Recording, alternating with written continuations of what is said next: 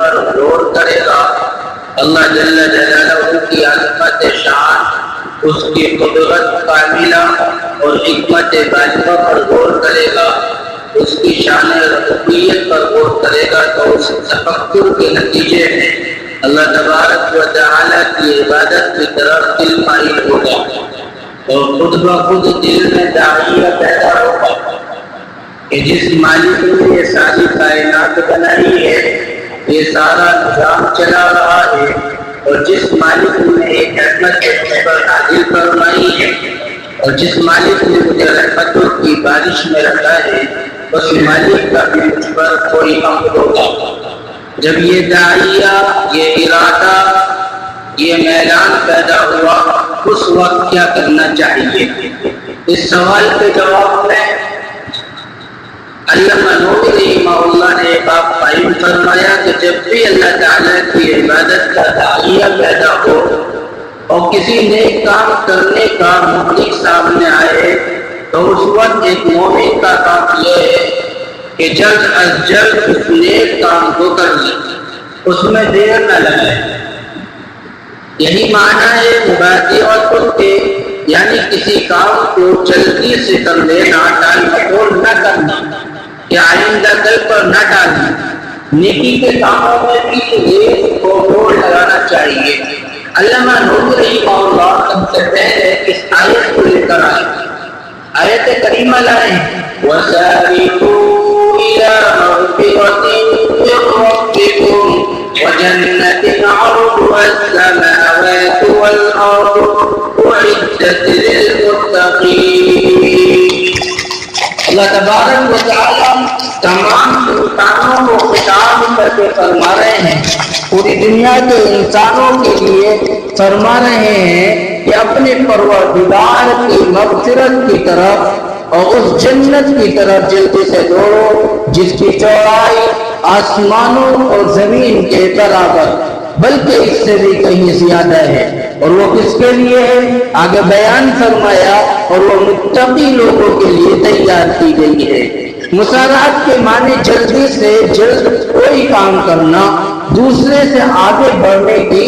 کوشش کرنا۔ ایک دوسری آیت میں فرمایا فاستبقوا الخیرات، یعنی بھلائی اور نیکی کے کاموں میں ریس لگاؤ، دوڑ لگاؤ۔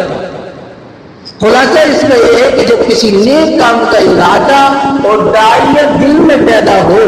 تو اس کو ٹالنا نہیں چاہیے، بلکہ فوراً کر لینا چاہیے، کیونکہ شیطان کے جو داؤ ہوتے ہیں وہ الگ ہی ہوتے ہیں، اسی لیے کہ شیطان کے داؤ اس کے ہر ایک کے ساتھ الگ الگ ہوتے ہیں۔ کافر کے لیے اور ہے اور مومن کے لیے اور ہے۔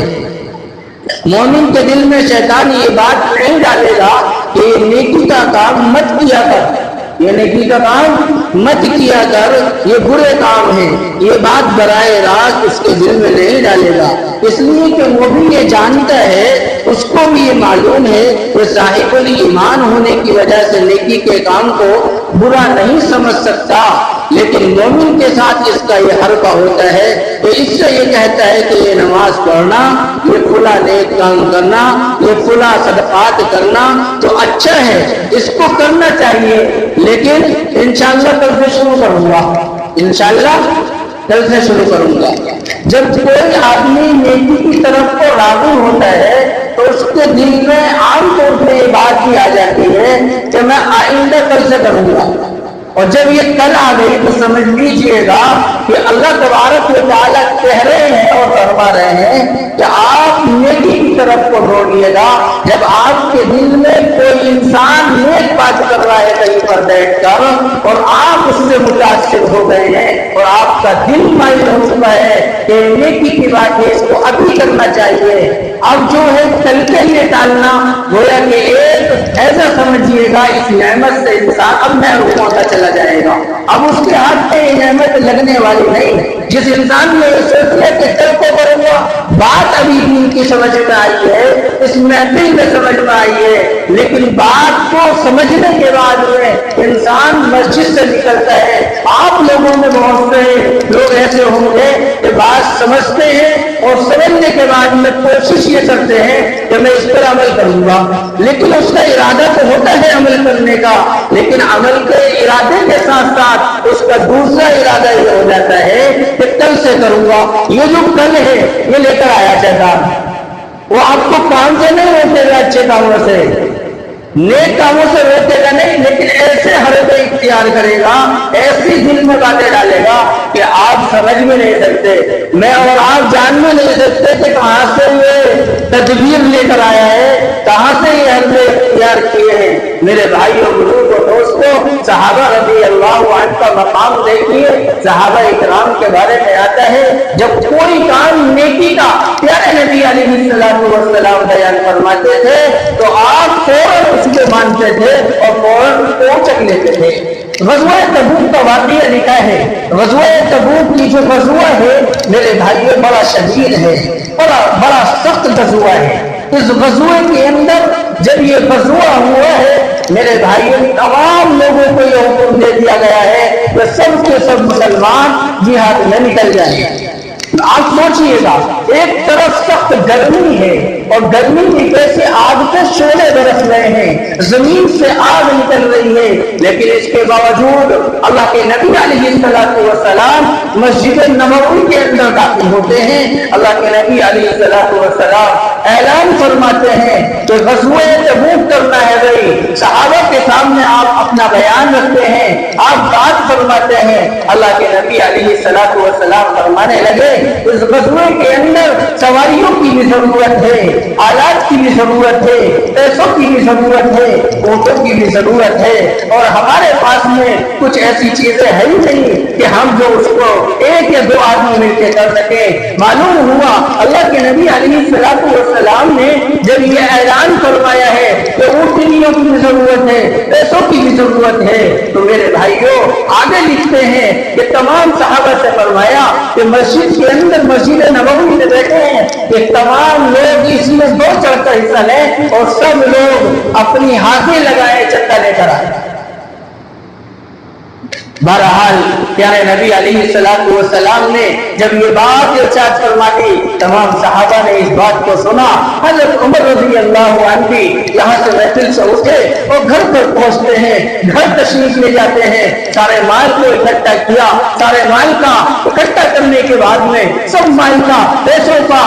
کھانے پینے کیا، کپڑوں کا، سب کا آدھا آدھا کرنے کے بعد میں ایک طرف کر دیا اور آدھا مال اللہ کے نبی علیہ السلام کی خدمت میں حاضر ہوتے ہیں۔ حضرت عمر رضی اللہ عنہ آتے ہیں اور فرماتے ہیں اللہ کے نبی علیہ السلام یہ میرا مال ہے، میں اس کو لے کر آیا ہوں، آپ قبول فرما لیجئے۔ میرے بھائیوں آپ سوچئے گا حضرت ابو عمر رضی اللہ عنہ کیا فرماتے ہیں، دل میں کیا جذبہ پیدا ہو رہا ہے، نیکی کا جذبہ، آپ غور کیجئے گا۔ حضرت عمر رضی اللہ عنہ فرمانے لگے آج تو میں ابو بکر صدیق رضی اللہ عنہ سے آگے بڑھ جاؤں گا۔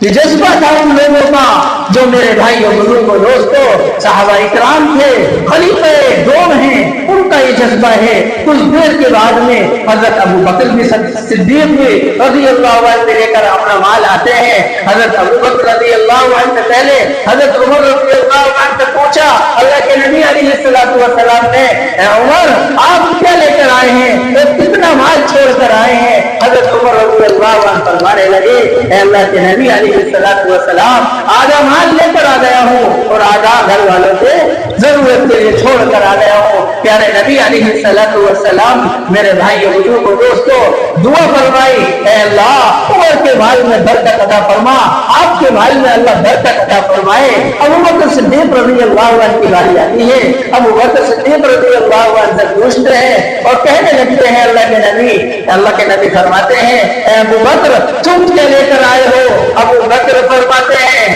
میرے بھائیوں بزرگوں دوستوں اے اللہ کے نبی علیہ السلام میں جو مال لے کر آیا ہوں پوچھا لے کر کیا آئے ہو، چھوڑ کر کیا آئے ہو؟ اللہ کے نبی علیہ السلام سے ابو بکر صدیق رضی اللہ عنہ نے فرمایا اے اللہ کے نبی میں اللہ اور اللہ کے رسول کو چھوڑ آیا ہوں، جو کچھ تھا سب مال لے کر آ گیا ہوں۔ میرے بھائیوں غور کیجیے گا نیکی کا جذبہ کیسا نیکی کا جذبہ جذبہ ان لوگوں کے اندر ہوتا تھا. لیکن آج ہم لوگ بھی ہیں کہ ہمارا حال تو یہ ہے, ہمیں اگر کوئی دین کی بات کی آئے تو ہم اس کو یہ کہہ کر چھوڑ دیتے ہیں یہ تو چھوٹی سی بات ہے. بہرحال حضرت عمر رضی اللہ عنہ فرمانے لگے, جب حضرت ابو بکر کا ایمان دیکھا, کہنے لگے کہ میں زندگی بھر ابو بکر صدیق رضی اللہ عنہ کے مقابلے نہیں کر سکتا, مقابلے کو نہیں پہنچ سکتا. آگے لکھتے ہیں اسی کتاب کے اندر حضرت عمر رضی اللہ عنہ حضرت ابو بکر رضی اللہ عنہ کا ایک معاملہ طے ہونے لگا. حضرت عمر رضی اللہ عنہ فرما رہے ہیں ابو بکر صدیق رضی اللہ عنہ سے, اے ابو بکر ایک چیز میں آپ تیار ہو جائیں گے, معاملہ طے کر رہے ہیں, اور فرمانے لگے کہ مجھے میری پوری زندگی کی نیکیاں, میری پوری زندگی کے اعمال صالح جتنے بھی ہیں ان کو تم لے لو, اور مجھے صرف وہ ایک رات جو بارے سور کے اندر نبی صلی اللہ علیہ وسلم کے ساتھ آپ نے گزاری ہے وہ رات مجھے دے دیجیے, اور پوری زندگی کی نیکیاں, پوری زندگی کے عمل آپ لے لیجیے گا. میرے بھائیوں سوچئے گا, غور کیجیے گا میرے بھائیوں, کیا ان لوگوں کا حال تھا کہ وہ لوگوں کی حضرت عمر رضی اللہ عنہ اپنی ساری نیکیاں دینے کے لیے تیار ہیں, صرف ایک رات کی وجہ سے معلوم یہ ہوا وہ رات میرے بھائیوں ساری نیکیوں پر بھاری ہے, ساری چیزوں پر بھاری ہے. اس وجہ سے ہمارا جذبہ اور ہماری فکر یہ ہونی چاہیے کہ ہم بڑھ چڑھ کر نیکیوں میں حصہ لیں گے, اور جو آدمی نیکیوں میں حصہ لیتا ہے اللہ تبارک و تعالی اس کی مغفرت فرماتے ہیں, اللہ تبارک و تعالی اس کی مغفرت فرماتے ہیں. ایسا نہیں ہے یہ جو آیت قرآن کریم کی ہے کہ اللہ تبارک و تعالی میرے بھائیوں نعمتوں پر آپ کی مغفرت فرمائیں گے, یہاں اس سے مطلب یہ نہیں ہے. مطلب یہ ہے جب آدمی نیکی کا کام کرے گا, نیکی میں خرچ کرے گا, اللہ کی عبادت اس کے حکم کے مطابق انجام دے گا, تو اللہ تبارک و تعالی نیکی کے بلبوتے پہ, اعمال صالح کے بلبوتے پہ اللہ اس کی مغفرت فرمائیں گے اور اس کو جنت کا عطا فرمائیں گے. صحابہ اکرام سے اللہ کے نبی علیہ الصلوۃ والسلام فرمانے لگے, تمام صحابہ موجود ہیں, سارے مال لے کر آ رہے ہیں, جس کے پاس جو کچھ تھا سب کچھ لے کر آ رہے ہیں. اللہ کے نبی فرماتے ہیں میں اس بات کی ضمانت دیتا ہوں جو بھی لوگ اس غزوے کے اندر اپنا اپنا مال خرچ کریں گے, میں ضمانت لیتا ہوں کہ وہ جنت میں ضرور جائے گا. اس سے بڑی کیا بات ہے؟ اللہ کے نبی علیہ الصلوۃ والسلام جس کو یہ کہتے کہ سب لوگ جو اس میں حصہ لیں گے وہ جنت میں جائیں گے, یہ میں ذمہ داری لیتا ہوں, اس کی ضمانت دیتا ہوں. آگے چلیے گا, صحابہ کے دور میں نہ جا کر نیچے آئیے گا, پیچھے آئیے گا, معلوم ہوگا کہ اس دور کے اندر بھی ایسے لوگ موجود ہیں. عبداللہ ابن مبارک بہت بڑے محدث ہیں, فقیہ ہیں اپنے وقت کے. میرے بھائیوں ان کا اپنے واقعات میں لکھا ہے, فرمانے لگے کہ جب تک میں مالداروں کی صحبت کے اندر بیٹھتا رہا تو میرے دماغ میں اور میرے ذہن میں, میری فطرت میں یہ بھرا ہوا رہا کہ اس کے پاس میں اتنا اچھا بنگلہ ہے, میرے پاس میں اس سے اچھا ہونا چاہیے. جہاں بھی گیا, جس جگہ بھی گیا, مالداروں کی صحبت میں بیٹھتا رہا, لیکن مجھے سکون نہ ملا, مجھے غم کھائے جا رہا, ہمیشہ مجھے غم ستاتا رہا, لیکن میں مالداروں کی صحبت میں رہتا رہا. جب میں نے دیکھا کہ میں اگر کسی کی گاڑی کو دیکھتا تو میرے ذہن میں آتا میری گاڑی اس سے اچھی ہوتی. جب میں اس کے پاس مالداری کو دیکھتا, پیسے کو دیکھتا, میرے پاس اس سے زیادہ اچھا پیسہ ہوتا. جب میں اس کے گھوڑے کو دیکھتا تو میں سوچتا میرا اس سے زیادہ ہوتا. تو معلوم یہ ہوتا ہے اللہ کے نبی علیہ الصلوۃ والسلام حدیث کے اندر ارشاد فرماتے ہیں, اللہ کے نبی نے فرمایا کہ انسان کو چاہیے دنیا کے اندر اپنے سے کم تر لوگوں پر نگاہ رکھے, اور دین کے معاملے میں اپنے سے اونچے والے شخص پر نگاہ رکھے. یہ سوچے دنیا کے اندر جب اپنے سے کم تر لوگوں پر نگاہ رکھے گا تو اس کو یہ احساس نہیں ہوگا دیکھتے بھی اس کے پاس میں مال بہت ہے, ان کو اس کو یہ احساس ہوگا, اس کو یہ معلوم ہوگا کہ میرے پاس میں کھانے کے لیے بھی ہے, میرے پاس میں پینے کے لیے بھی ہے, میرے پاس میں رہنے کے لیے مکان بھی ہے, گاڑی بھی ہے, ہر چیز موجود ہے, اور میں جن لوگوں کے پاس میں بیٹھتا ہوں ان پر پہننے کے لیے کپڑا نہیں ہے, ان کو کھانے کے لیے سبزی نہیں ہے, ان کے کھانے کے لیے میرے بھائیوں گوشت نہیں ہے, اور چیزیں نہیں ہیں, میں تو ان لوگوں سے اچھا کھاتا ہوں. جب یہ جذبہ انسان کے دل میں آئے گا, اپنے سے کمتر لوگوں پر دنیا کے اندر ملا رکھے گا, تو اللہ تبارک و تعالیٰ اس کے دل کے اندر شکر کا جذبہ پیدا کریں گے, صبر کا جذبہ پیدا کریں گے. معلوم یہ ہوتا ہے دنیا کے اندر اپنے سے نیچے والے پر نگاہ رکھنی ہے کہ ایک انسان ہے, اس کو اللہ نے ہاتھ دیے ہیں, ایک وہ انسان بھی ہے جس کے پاس میں بیٹھتا ہوں, اس کو اللہ تبارک و تعالیٰ نے ایک ہاتھ لے لیا, ایک آنکھ لے لی. میں نے بھائیوں, بزرگوں, دوستوں, آپ کو معلوم ہوگا جب انسان کے پاس میں ہر نعمت موجود ہوتی ہے تو اس پر شکر نہیں ہوتا, اور پھر وہ اس کی صحبت ہو ان مالداروں میں بیٹھنے کی جو اعلیٰ پیمانے سے بڑے بڑے عالیشان مکان بنائے ہوئے بیٹھے ہیں, تو اس کے اندر میرے بھائیوں شکر کا جذبہ نہیں ہوگا, بلکہ ایک اس کے اندر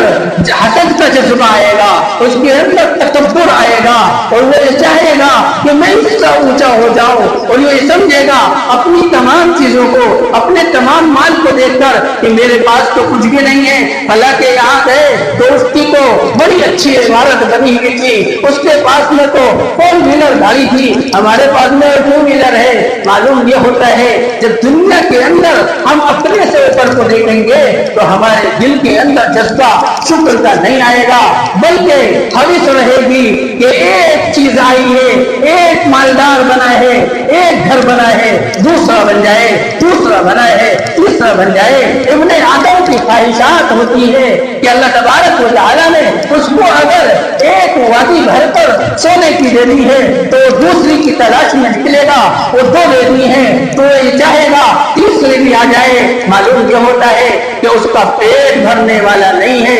پیٹ جب بھرے گا جب اپنے سے نیچے پر, اپنے سے کم پر نگاہ رکھے گا. اور 3 کے اندر میرے بھائیوں اپنے سے اونچے والوں پر ہمیں نگاہ رکھنی ہے, دنیا کے اندر اپنے سے کم تر لوگوں پر نگاہ رکھنی ہے. جب ہمارا یہ جذبہ ہوگا, جب ہماری یہ فکر ہوگی, تو ہم ہر بندہ, ہر بندی میرے بھائی نیکی میں بڑھ چڑھ کر حصہ لینے کی کوشش کریں گے, فکر کریں گے کہ میں تو نماز پڑھتا ہوں, 5 ٹائم کی نماز پڑھتا ہوں. ایک بندہ وہ بھی ہے تو سب ٹائم کی نمازیں پڑھتا ہے, اس کو اشراق بھی پڑھتا ہے, چاش بھی پڑھتا ہے, اوابین بھی پڑھتا ہے, مستحبات بھی پڑھتا ہے, سب کام کرتا ہے. اور ایک ہم آئیں گے کہ ہم 5 ٹائم کی نماز پڑھ کر اسی نماز پہ بے فکر بیٹھے ہوئے ہیں, اور بہت سے بندے ایسے ہیں جو 5 ٹائم کی کیا, ٹکتا ٹکتا ایک نماز مل گئی پورے دن میں تو وہ بھی کافی ہے, نہ ملی وہ بھی کافی ہے. میرے بھائیوں اس سے کام چلنے والا نہیں, بلکہ کام اس سے چلے گا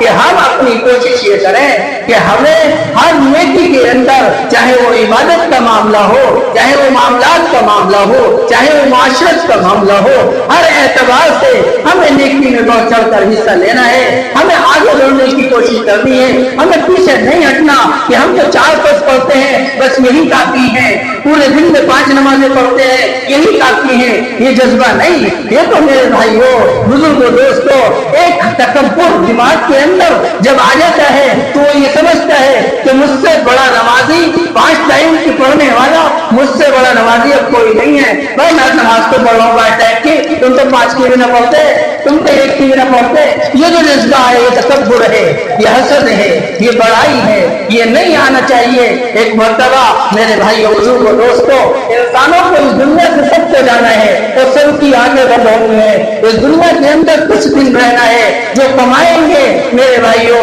اچھے عمل, وہ آخرت میں اس کا اجر ملے گا. اور اگر نہیں کمائیں گے, صرف دنیا کی دو بھوک میں رہیں گے, دنیا تو مل جائے گی لیکن آخرت میں کچھ ساتھ میں نہیں لے کر جاؤ گے. ایک مرتبہ کسی شخص کی ملک الموت سے ملاقات ہوئی. کس سے ملاقات ہوئی؟ ملک الموت سے ملاقات. ملک الموت حضرت اسرائیل علیہ السلام سے کہا اور چل رہے کہ تم بھی عجیب آدمی ہو, تم بھی عجیب ہو, کبھی بھی آ کر کسی کو بھی پکڑ لیتے ہو, کسی کو بھی دبوچ لیتے ہو, کوئی وارنٹی نہیں دیتے, کوئی نوٹس ہی نہیں بھیجتے. कोई दरखास्त ही नहीं आती हमारे पास में। दुनिया के अंदर में हमने देखा है कि अगर किसी को मुकदमा हो जाता है, अगर किसी को जेल कराई जाती है, तो उसके लिए कुछ न कुछ वारंट आते हैं, नोटिस आते हैं। उसके बाद में कहीं जाकर फिर इंसान जाता है, तुम तो आध होशते हो। फरमाने लगे मेरे भाइयों, इस्राइल अलैहिस्सलाम ने जवाब दिया, हाँ मैं नोटिस तो बहुत देता हूँ, जिंदगी के अंदर नोटिस ही नोटिस देता हूँ, लेकिन बंदे मेरे नोटिसों पर गौर नहीं करते, मेरे नोटिसों के बारे में फिक्र नहीं करते, सोचते नहीं। फरमाने लगा मेरे भाइयों कि जब तुम्हारे सर में दर्द होता है, समझ जाओ कि ये मेरा नोटिस है, ये मौत का पैगाम है। ज्यादा से ज्यादा कोशिश ये करो कि हमें सुधरने की जरूरत है। जब बाल दाढ़ी के सफेद होने लगे, ये मेरा नोटिस है। जब पूरे बदन के अंदर दर्द होने लगे, ये मेरा नोटिस है। जब पोते और पोती पैदा हो जाए, ये मेरा नोटिस है। मेरे भाइयों, इस आयत के अंदर अल्लाह तबारक व तआला ने लिखा है,